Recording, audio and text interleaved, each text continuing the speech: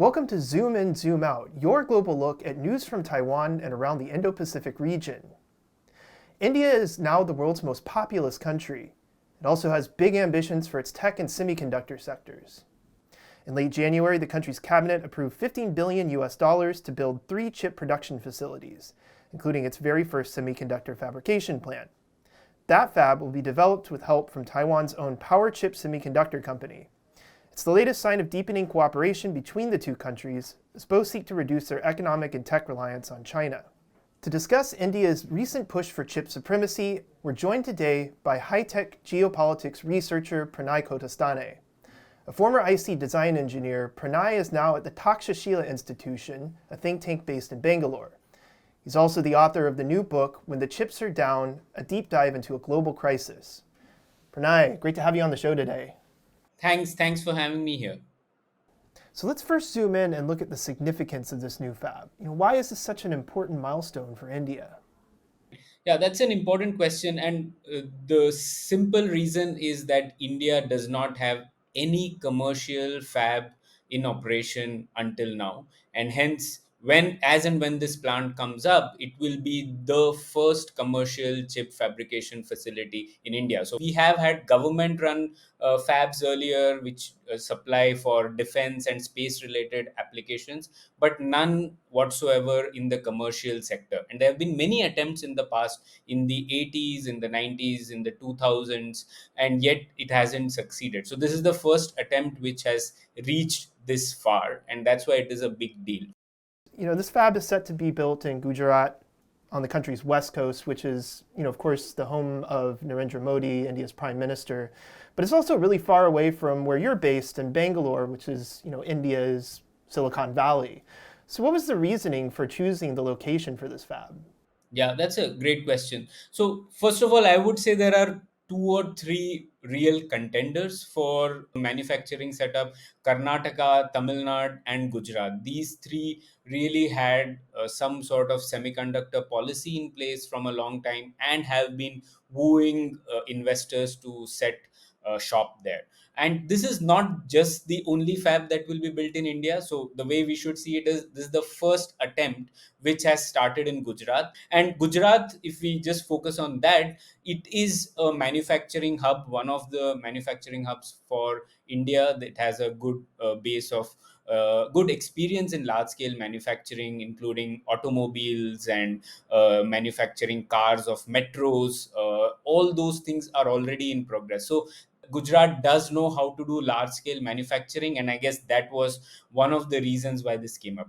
But this is not just the only project which is going to come up in Gujarat related to semiconductors. It all the Micron outsourced semiconductor and assembly fab. Outsourced assembly plant is also coming up around 80 kilometers from where this plant is going to come up. So it's obvious from what you're saying that India does have a lot of experience in the chip sphere. Can you tell us a little bit more about how the industry has developed over the years? Yeah, there are around 300,000 design engineers in India, 20% of the design workforce, and all top 10 fabulous companies by revenue all have their design centers, R&D centers in Bangalore, right? So that is one success story in this segment.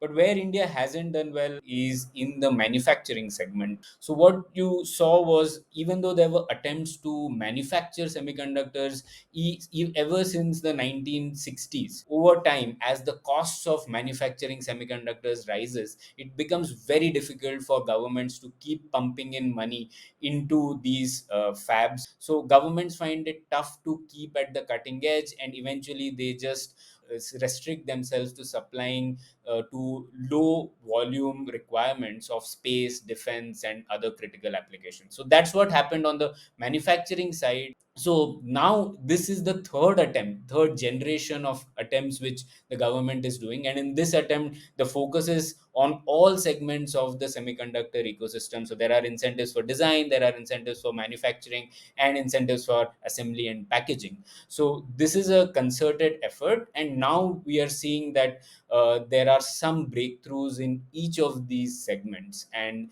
that's why this attempt looks more promising than what was done in the past.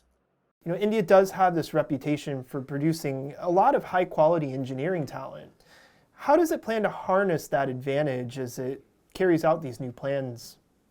Yeah, absolutely. And it's not just engineering talent. I would also add that what we lack is managerial and operational talent. Like you would have in Taiwan to run these mega plants, which require insane levels of purity, insane levels of operations to keep these things going. Right, they're very specialized plants. So in India, we have had engineering talent on the design side, but we haven't had this operational, managerial, and engineering talent on the manufacturing side, especially for semiconductors. So this will be the first attempt where probably we will be able to create an ecosystem of people having these kinds of skills. So that's why this project is very important. So even in this plant, what it will help is it will expose India's many design engineers to a fab, how a fab facility operates. It might even help them shorten the design to product cycle, which is currently missing, right? So Indian designs which are made here, finally they go for production either in Malaysia at Silterra or at UMC in Taiwan, etc. So now with the fact that you will have some presence of a fab here, the design engineers will be able to upgrade their own learning and probably shorten the cycle which it takes to get a viable working product out. So, Pranay, as you noted, much of India's semiconductor success has been on the software side, with IC design firms kind of dominating the domestic field. We're going to zoom out next and take a look at how India compares to the rest of the world. But first, let's hear from one Indian company that's helping their country reach semiconductor self-sufficiency. Here's Third Eye Tech. Please take a look. Tucked away on the grounds of India's most prestigious technology school, rows of young engineers craft complex electrical systems. This is Third Eye Tech, one of the country's top chip design startups, and one of 7 firms picked by the government to lead India's push to becoming a semiconductor heavyweight. The company makes these image sensors, custom designed to be used in cars, medical imagery, surveillance systems and security. Half its engineers are still students, and the firm's co-founder, Mukul Sarkar, is a professor here. He says he's worked hard to foster a spirit of innovation. The motto of my lab is very simple. Research is failure, engineering is success. So we don't want to be successful, we want to be failure. We're happy being failure, as long as we understand our failure. Since Third Eye Tech was founded in 2018, the company has grown, and its expansive goals are matched by the Indian government, which is spending big to create a new industry, almost from scratch. India is offering almost $10 billion to companies willing to help the country become a semiconductor giant. It wants more than 20 design, manufacturing and fabrication plants built in the next 6 years. Amitesh Kumar Sinha is the government official in charge of leading that push, and he's optimistic about the outcome. We are quite confident that in 10 years' time, the situation will completely change. Not only we will support Indian ecosystem, we will also support global ecosystem. Pranay, given your experience as a chip designer, what are your thoughts on spotlighting design houses like Third Eye Tech? How does this compare to, what's happening in the US, Japan, or Europe? Yeah.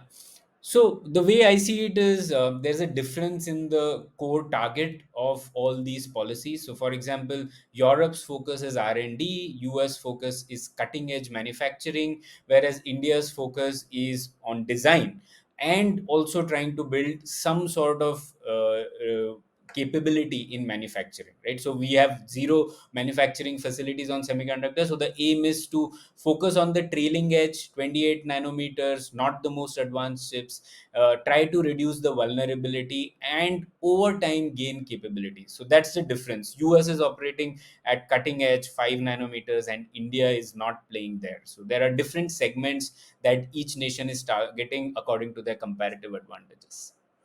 I want to turn back now to this fab project. Of course, as I said earlier, this is a team up between India's Tata and Taiwan's Powerchip. So besides this project, is India looking to further tap into Taiwan's vast semiconductor capabilities?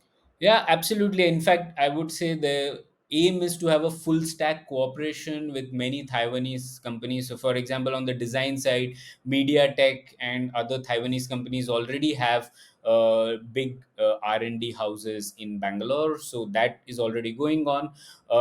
Then there is now you're seeing something happening on the manufacturing side. Even downstream electronics assembly, Foxconn exists. One thing which hasn't happened thus far is any packaging firm from Taiwan hasn't set up shop here. So, and I've been trying to find out why. And it seems to me that many Taiwanese firms have said that they are looking for either labor law reforms which allow 12-hour work shift, so that you have two shifts, not three. They have also asked for trade policy reforms, such that import duties are less, because packaging plants will need to import silicon wafers.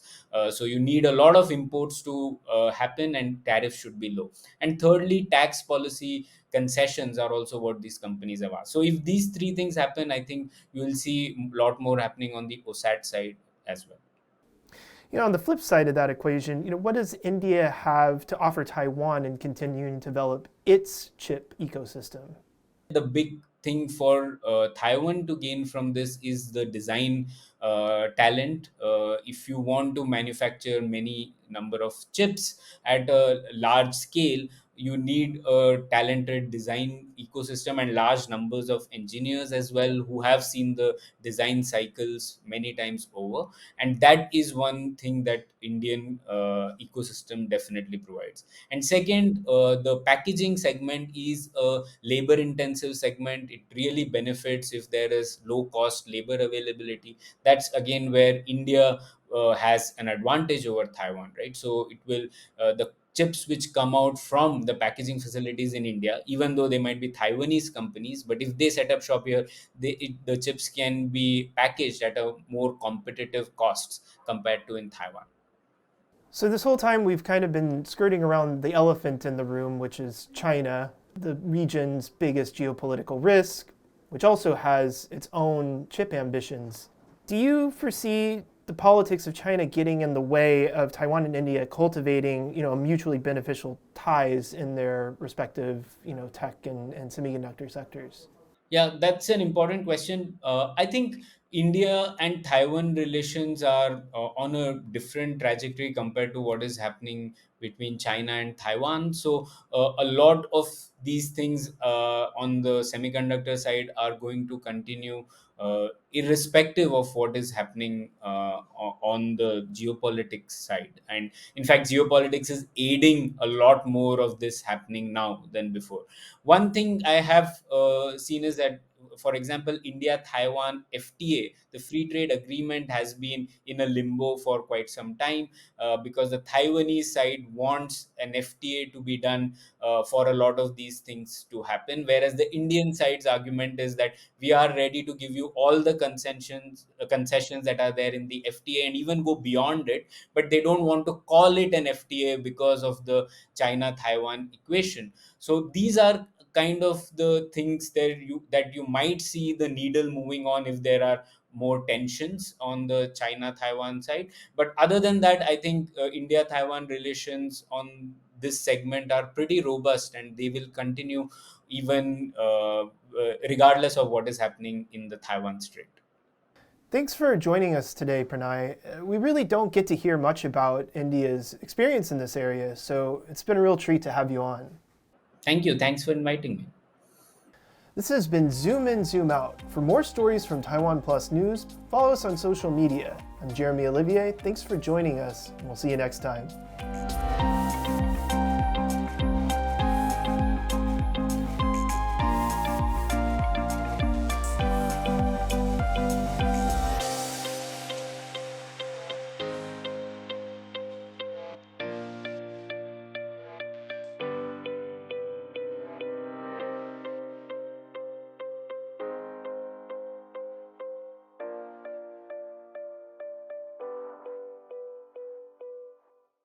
For more stories about animals in Taiwan, follow TaiwanPlus on Facebook and Twitter or download the TaiwanPlus app.